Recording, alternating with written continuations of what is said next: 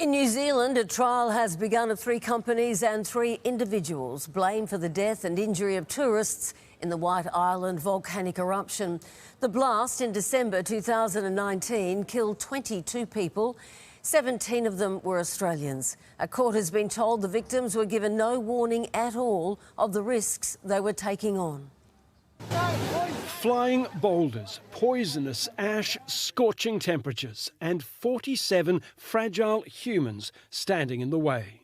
This volcano eruption involved a massive explosion. A New Zealand court has heard the 22 people who died that day and the 25 left seriously injured were travelling blind, given no warning at all of the risks they were facing, despite the clear requirements of workplace and safety laws.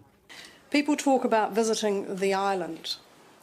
The reality, sir, is that the tourists were going into the crater of an active volcano. Just 3 years earlier, an eruption just as large had happened in the middle of the night, meaning that time no one was hurt. But none of that, it is being alleged, was passed on to tourists or even staff.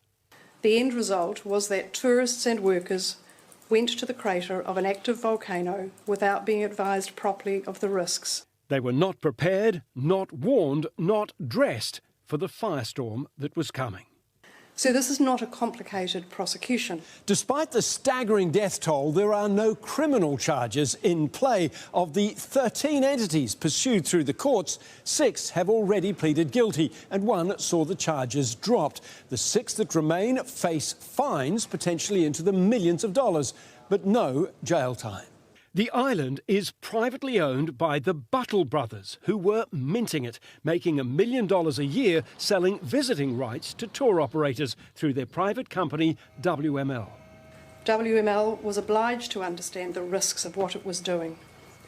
It never bothered to understand the risks properly. The trial has been set for 4 months. The Buttle brothers and the tour company defendants will get their say, as will some of the Australian survivors called to give evidence. Hugh Rimmington for 10 News First.